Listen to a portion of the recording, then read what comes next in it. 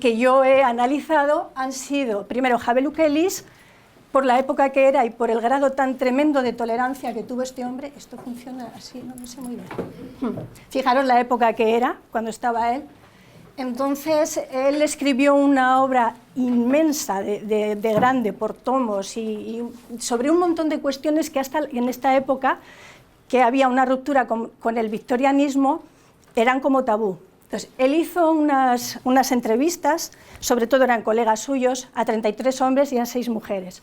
Él escribe sobre las historias, lo que le iban contando. Para la homosexualidad, que hizo un estudio, bueno, eran 33 personas, eran del mundo de las artes, eran escritores, o sea, que tenían cierta cultura, cierto nivel cultural, escribían genial.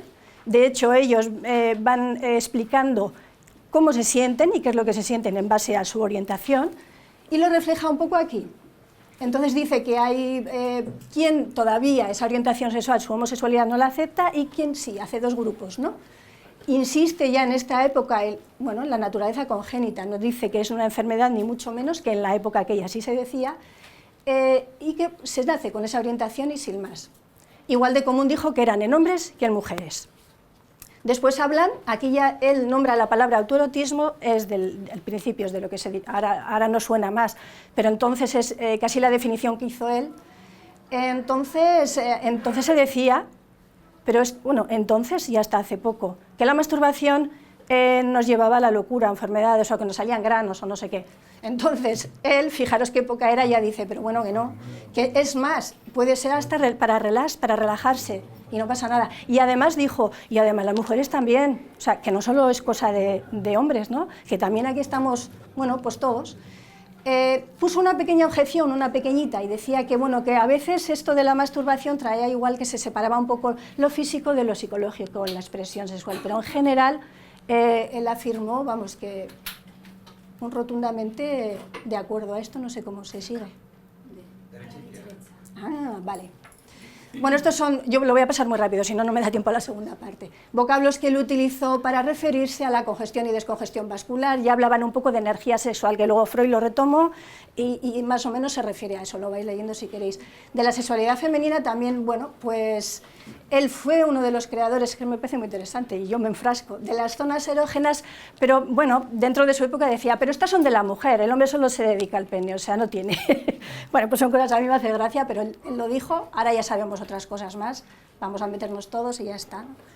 Luego decía que el deseo, que las mujeres también, pero cómo no, deseo sexual, y además es que era igual de intenso, que no tenía por qué haber diferencia por ser géneros diferentes, por lo que ellos entendían. Fijaros que todo esto iba en una época victoriana, estaban rompiendo un poquito eso, y que se dedicaban a hacer clínica, sexólogos, Entonces es un poco la ruptura que tienen. Sobre todo yo aquí lo que sí que destacaría son el tema el cómo trata él las desviaciones sexuales. Si cogemos un libro que en su día fabricó Jabelukelis, de todas las definiciones, que luego además una compañera creo que va a hacer una exposición, para todo había una definición de desviación, y él lo que quería era tolerancia. Entonces yo destaco de este hombre su grado de tolerancia para la época que era y cómo trató todos los puntos que hizo, pero sobre todo este. Hablo mucho del sadomasoquismo y de una serie de cosas, ahora no voy a entrar ahí que no me da tiempo, ¿vale? Bueno, otro más conocido, que igual conocemos más porque incluso lo han llevado al cine, fue Kinsey. Kinsey hizo unos estudios sobre el comportamiento sexual del hombre y de la mujer, primero empezó por el hombre, amplísimo, porque entrevistó a 12.000 personas primero y luego a 5.000 y pico. Entonces era un empirista, él era más científico, y lo que hizo fue, a raíz de estos estudios, de estas entrevistas, pues sacó sus conclusiones. Habló también de la masturbación, decía no solo que no era inocua, sino que además venía bien, o sea que el problema era cuando la gente no se expresaba así, no se masturbaba, que podía generar problemas. Habla de la homosexualidad, porque entrevistando se da cuenta que un tanto por ciento elevado de personas resulta de que ha tenido relaciones homosexuales. Sí que dice un poquito, cierta promiscuidad parece que presentan. Están rompiendo un poco, a veces no rompen del todo, se les ve un poco el plumerillo, pero hace unos estudios que a mí me parece que están muy bien. él hizo mucho hincapié en dos temas, las relaciones prematrimoniales, porque entonces estaban prohibidas, y aunque ahora a nosotros nos suena como diciendo, joder, ya nadie habla ni se expresa así, relaciones prematrimoniales. Bueno, para allí era la bomba decir esto, y de hecho hizo porque hablaba a la vez de la sexualidad de los jóvenes, que hasta entonces se suponía que no tenían. O tenías sexualidad cuando te casabas en pareja y además heterosexual, o si no, pues ahí pues cura, monja, o yo qué sé, ¿no? Entonces ahí hay una ruptura muy grande. A él le preocupaba mucho la edad y cómo los ancianos, pues qué pasaba con el sexo, la sexualidad, si tenían, si no. Y fijaros lo que llega a decir, que antes de los 20 en el hombre ya hay una decadencia sexual y que sin embargo en la mujer hasta los 30 no se empieza a dar, entonces que hay como una descompensación en las relaciones heterosexuales, ¿no? Pero pues fijaros, ahora dices a un chavalito de 20 años que está decayendo, pues entonces a los demás que dirán. Y luego su gran trabajo es sobre la clase social. De la clase social, él decía unas cosas y flipaba. En una clase social baja decía, por ejemplo, que se fijaban más en la genitalidad, que eso del juego erótico y no sé qué, como que no, que iban derechos a follar y plimplón y ya estaba, y sin embargo en la clase alta decía, no, ahí hasta leen manuales, preparan, creen que son responsables de la sexualidad de la mujer, entonces la preparan, no sé qué, bueno, pues una serie de historias que saca él y que lo flipa él solo y que nos lo dice, porque resulta de que luego en el segundo estudio dice, pues ahora voy a contestar a todos los que me han criticado. Y entonces se dedica un poco a contestar esas críticas y luego a ver semejanzas entre la sexualidad de hombres y de mujeres. Más que solamente de mujeres, empieza a ver qué semejanzas hay, ¿no? Y él va diciendo, pues cómo resulta de que la clase social entre las mujeres que no tenían nada de importancia para su sexualidad, quedaba igual. ¿Qué más dice? Eso sí que dice que la masculina parece ser algo más genital que la femenina, y hay por ahí otra cosa que ahora no me viene. Que la excitación y que la manera de placer y todo, que es la misma que tiene, o sea, que ambos. Hace un poco esa comparación.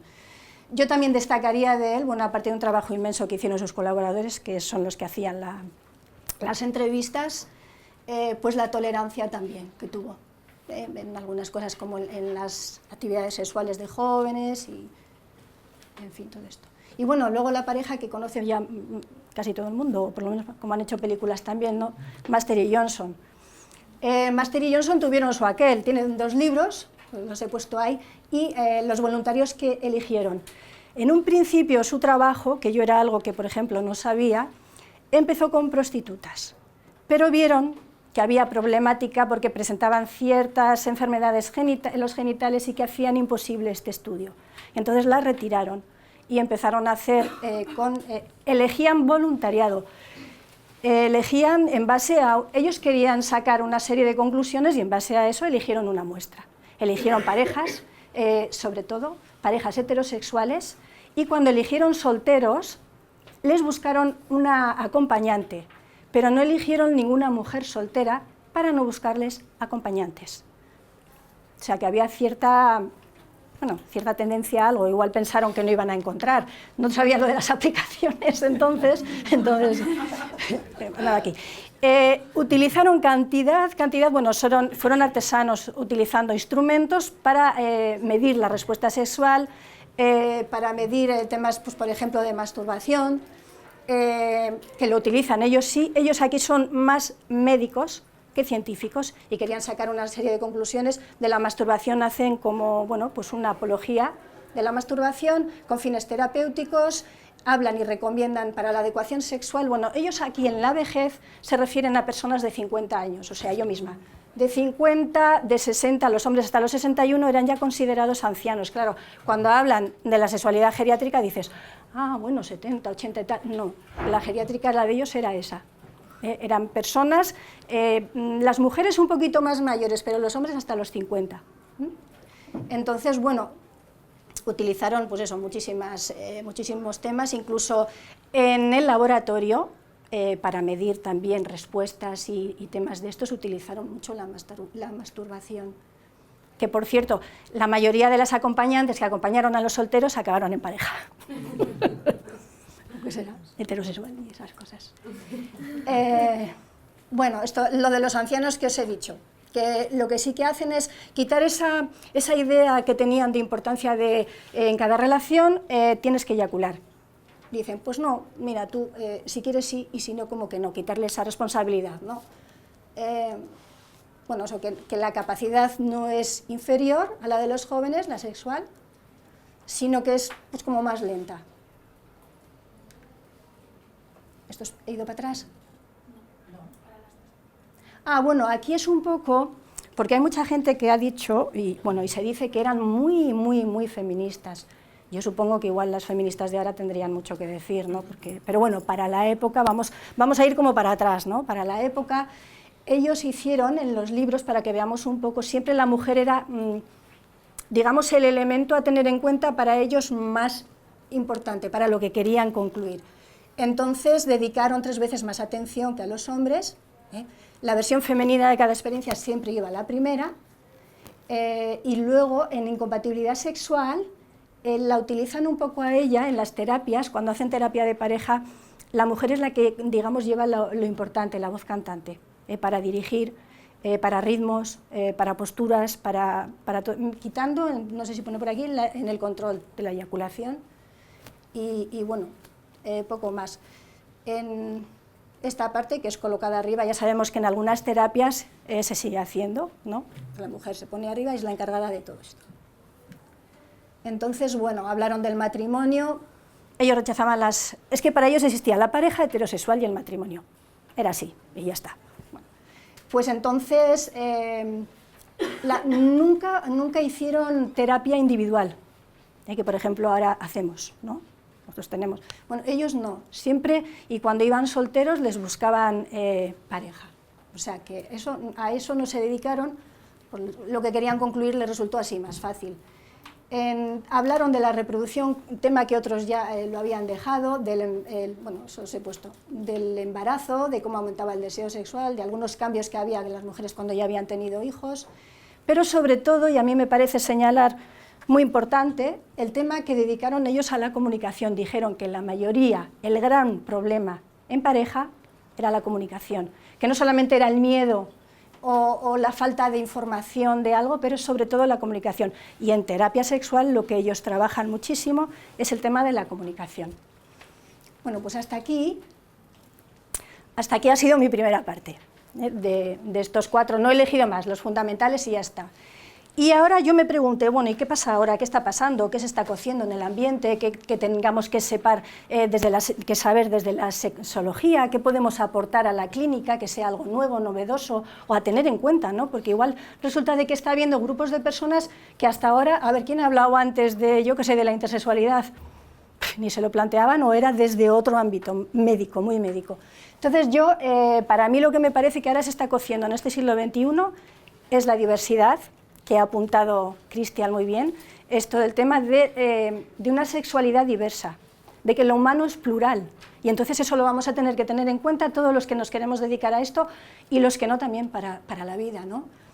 Entonces, bueno, se ha intentado siempre, o hasta ahora, hablar desde por ejemplo, del sexo, hablar desde la diferencia.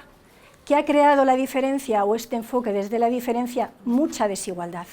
Ha pasado con hombres y con mujeres, ha pasado con la heterosexualidad y la homosexualidad y sigue pasando.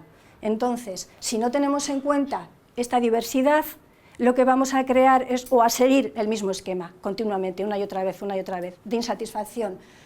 Entonces vamos a ver un poco el problema que hay en sexo y género. El sexo y el género lo integramos en un cuerpo o masculino o femenino, en una conducta sexual o masculina o femenina. Eso es lo que vamos haciendo con el género, totalmente cultural, pero hay quien dice que es natural, y en base a eso lo que hacemos es que todo lo que no siga ese orden es enfermedad, se patologiza. Y entonces ahí empieza la clínica. Claro, nosotros que vamos a estar en clínica, esto tenemos que tener en cuenta. ¿Qué pensamos de esto? Entonces, gran debate que está surgiendo ahora o lleva unos años, el de la identidad sexual. ¿Qué pasa con la identidad? Dicen, por ejemplo, ¿existe una sexualidad, una identidad femenina? Es decir, rasgos comunes entre todas las mujeres del planeta, de razas, de cultura, de edad. Los rasgos comunes, intentan buscarlos ahí. Entonces dice la cultura, hay un modo adecuado de ser hombre o de ser mujer. y todo lo que se salga de ahí a la clínica. O sea, a la clínica me refiero a terapia sexual. Y entonces decimos, pues esa denominación de género que me estáis haciendo no me gusta, a mí no me vale. A mí no me vale que digáis que lo natural, la esencia del sexo, sea cultura. Vamos a ir para atrás, y ¿hasta dónde vamos para saber qué es realmente lo que es esencia en el sexo? El ser sexuados, ¿qué trae? Trae símbolos, trae maneras de vestir, trae maneras de estética, eso lo hacemos. Y entonces hacemos una norma tan norma que salirse de ahí, pues es la leche. Y hasta que te das cuenta que no quieres estar ahí, es la releche.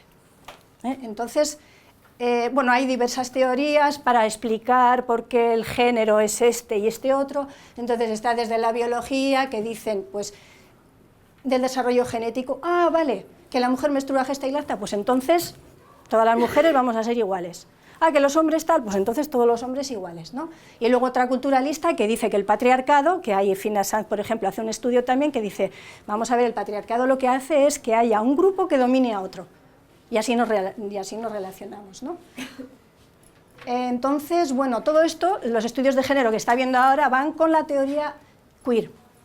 Muy interesante, yo me he leído tochos, pero he tenido que resumir mucho. Es que me parece que, bueno, son estudios que ha estado habiendo, también tienen sus críticas, quiero decir que Edith, ¿cómo se llama? Edith, el apellido no me acuerdo ahora, Butler, Judith Butler. Es muy complicada a veces de seguir con su libro, el que tiene género en disputa, en discordia, en disputa, algo así, ¿no?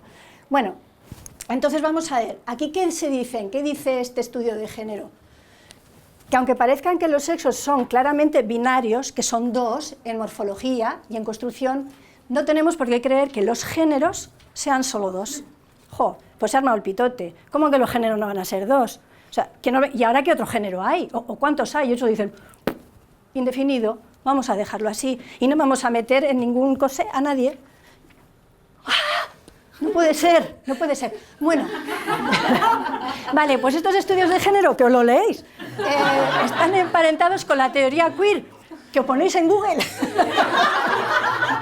que dice, no me metéis en ningún sitio, yo no quiero un constructo de identidad, es que no lo quiero, es que yo voy a ser libre, voy a ser individual. Y entonces, que hoy quiero vestirme no sé cómo, ir de tal, pues voy, y no soy de nada. Que hoy me quiero relacionar contigo y hacer no sé cuántos, pues también.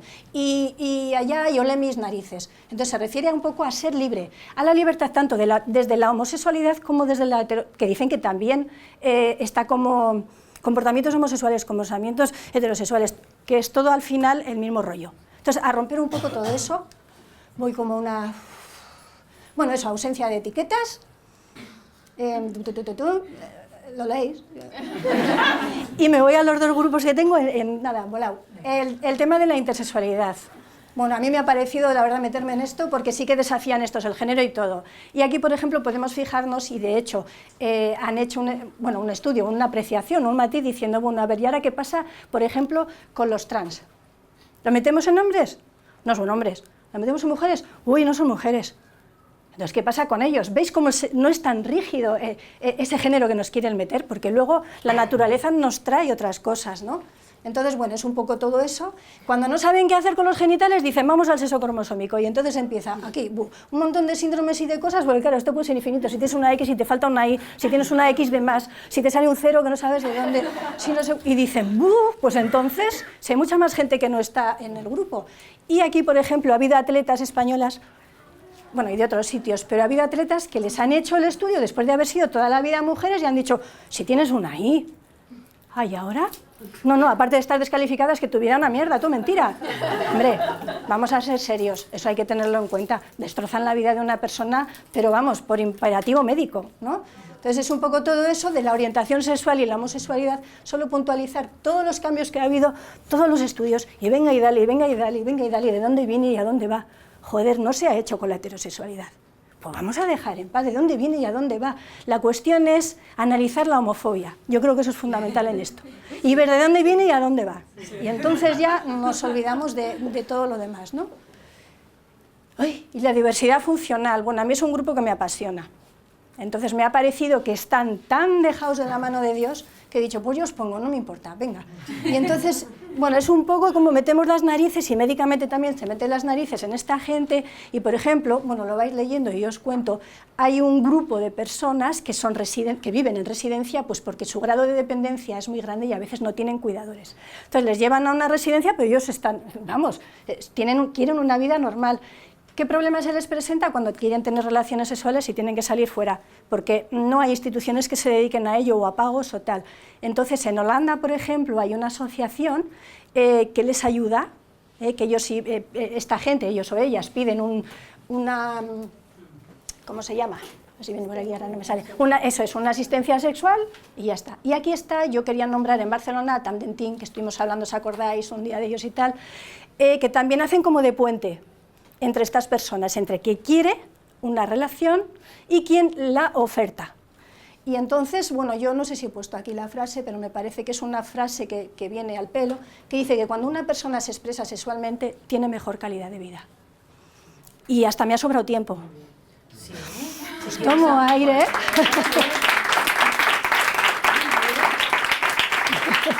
Gracias.